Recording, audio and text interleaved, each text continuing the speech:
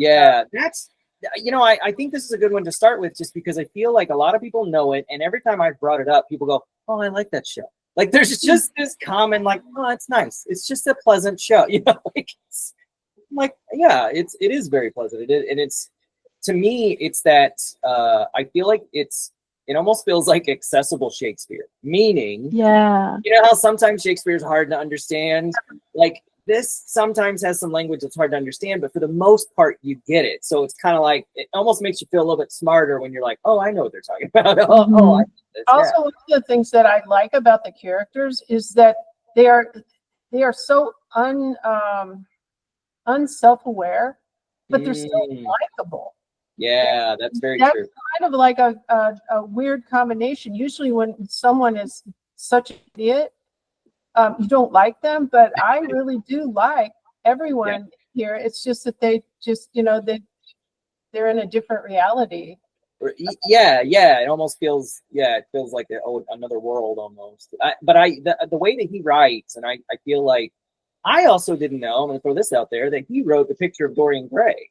Yeah. I don't know who I thought wrote it. I read that the other day, and I was like, oh yeah, and that was his only novel. So now I want to read that, because I've never read it. But his, I hear a lot about, like, his social commentary and that kind of stuff, and I kind of feel like that's why his characters are so sort of like relatable, because they're dealing with this absurd world, and it's almost like no matter what time you're living with, you got to deal with an absurd world. You know what I mean? Yes. Like, look at what's happening to us right now. Yes. Sometimes things get absurd. So yeah, and that was the other thing, is I wanted to make sure that when we talk about these shows, we try to figure out, or at least talk a little bit about how it's relevant for today. And I think that nails it. I think that's pretty much the characters, and it's like, it seems like they're living in a cartoony world, but when you look at it, it's not. It's just the way the world is. Yeah. Yeah. Yeah. One of the things that he claims to be so attracted to this young woman, but then as soon as he finds out that she's rich, then he's extremely attracted to her, which is just reality. I think my favorite part is when she really goes in hard on how she loves the name Ernest, and it cracks me up because it's so silly and so ridiculous, and like, just like a typical man, he's like, oh, you like that? Okay, then I'm in. Then I will change my entire identity because you like this. That's funny.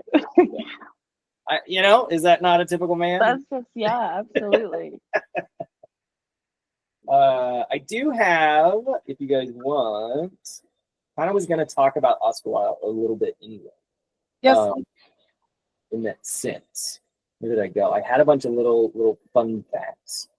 I'm going to see if you guys, first of all, do you know where he was born? England? Is it Missouri? Wasn't England. He was Ireland. Ireland, okay. Didn't know that. Huh. And his full name is Oscar Fingal O'Flaherty Wills Wilde. Wow. Okay, work. Yeah. Yeah. Now this is also, like, I've gotten some of this from ChatGPT and I got some from Wikipedia, so take it all. And I did make ChatGPT give me the sources, so hopefully all of these are correct. We'll see. Give me a little bit about his family. Mom, dad, had some siblings. Some of them passed away in their early 20s. He earned a scholarship to Trinity College in Dublin and later attended Magdalen. Is that right? Magdalen College, Oxford.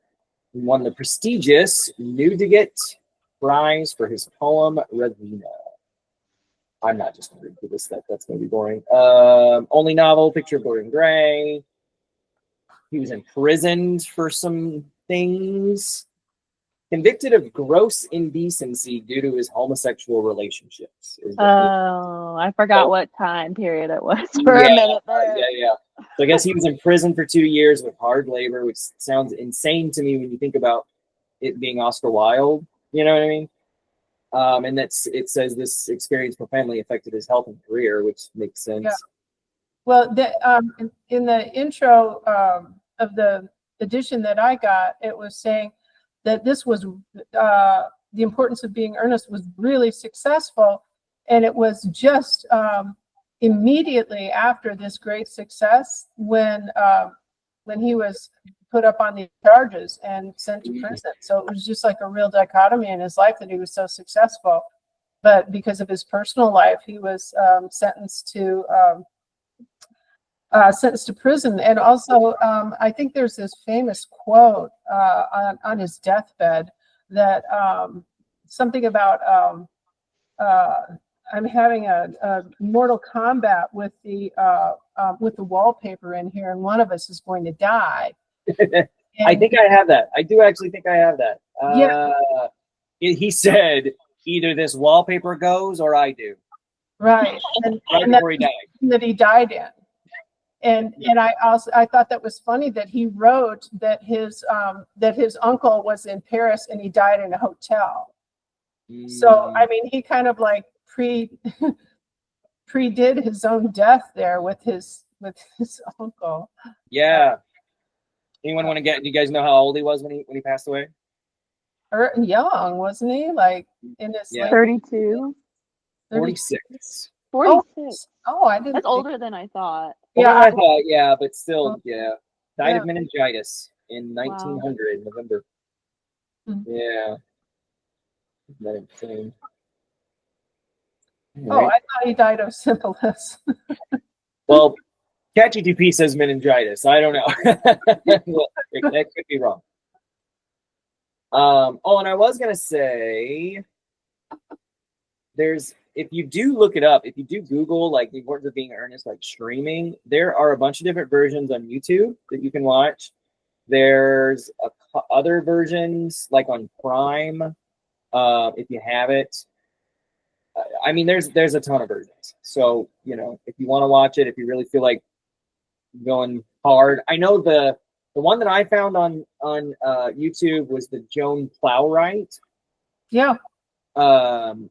Which almost followed the texts perfectly. There was one little section that didn't, but then it was again. I kind of watched it while I was like following along because I was curious. Like, did they do the script or?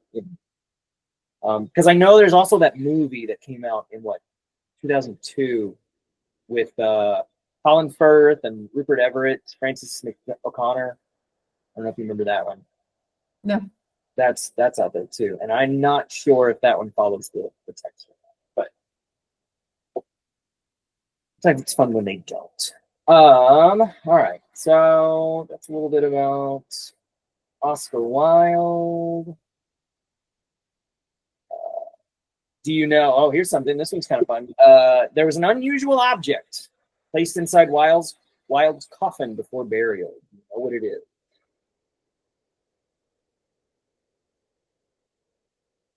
A dildo. Did you say a dildo? That's a good guess. I'm gonna guess a harmonica just to guess. Okay.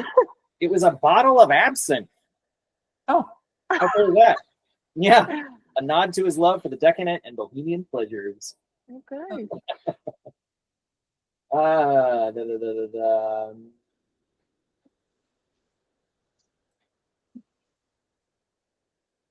Let's see here. Yeah, that's not cool. That's not fun. Oh, here we go. What fashion trend did Wilde popularize in the 1880s as part of his aesthetic movement style? That neck scarf you always see him with? Flamboyant cravats was one of them. Oh, wow. And then it says velvet jackets, which, thank you. Knee breeches. And flamboyant cravats. He often carried a single flower, usually a lily or a sunflower. Aw. Which I can't imagine a sunflower, though, because those things that's like a prop. That's not just got like a flower. That's imagine waking up every day and taking a sunflower with you. Trying to put it behind your ear. But it looks like Mickey Mouse. You've had two of them. Mickey Mouse. All right. I also, the other thing that I learned, and one of the things that I wanted to do, and I'm gonna, it's gonna be kind of a game. I'm gonna give you the rules of the game or what we're gonna do, and then give you some time to kind of think about it before we come back to it. I learned what an epigram is. Anyone heard the word epigram? No It idea was, what it is. it was new for me, and it was like you're like after I read it, you'll be like, oh, that's what that. Oh, there's a word for that. This is what it is. So an epigram is a short, witty statement that delivers a clever or unexpected truth in a memorable way. So think of it like a verbal mic drop. Sharp, ironic, and often humorous. Oscar Wilde was the master of epigrams, turning everyday observations into dazzling one-liners that still feel fresh today. So for instance, the truth is rarely pure and never simple is one of his epigrams. So at first glance, kind of seems straightforward, right? But it's like it flips expectations. We think of truth, it should be clear-cut, but Wilde argues the opposite. That's a lot of what these epigrams are. It's also a paradox. If truth isn't pure or simple, doesn't mean that it's always complicated and messy. Discuss, and it's delightfully cynical, as Wilde is, who suggests that reality is more complex than we'd like to admit, a common theme in his work. So what I thought we would do is I have some fill in the blanks, and I wanted us to see if we could come up with our own epigrams. And you do not have to follow these if you don't want to. I don't know if you have anything to write with, or if you have like your phone, maybe you could like put something on your notes app or whatever. Yep. So some of his, let me read some more of his, and then I'll give you some fill in the blanks that you can read. Okay, another one of his is, I never travel without my diary. One should always have something sensational to read on the train. Yeah. To love one's, yeah. That's it. He ate with that. You're like, that's a tattoo. Just put that right here. Right here. To love oneself is the beginning of a lifelong romance. Oh, nice. I can resist everything except temptation. On that one. The only way to get rid of temptation is to yield to it. All right, so that's Wildean epigrams. I'm going to give you, there's about 5 of these if you guys want to kind of like, okay, I can use this one. And I can read them a couple of times. Actually, might be even easier. I get this. Hold on 1 second.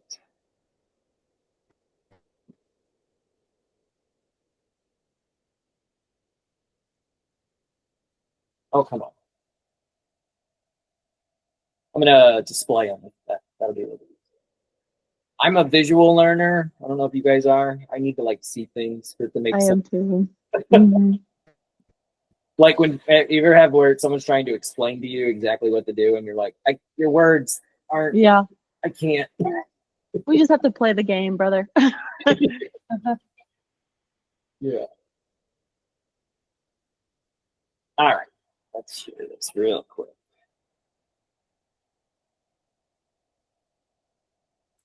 Can you see this? Yes. Yeah. All right. Create our own. Fill in the blanks with clever or ridiculous words and see what kind of epigrams you come up with. I always blank when I should blank. Nothing spoils blank like blank. It is absurd to divide people into blank and blank. People are simply blank. I like blank. They always make blank seem blank. And one must be blank about something if one is to have blank about anything. So, take a few minutes. Let's see what we can come up with, or if anything.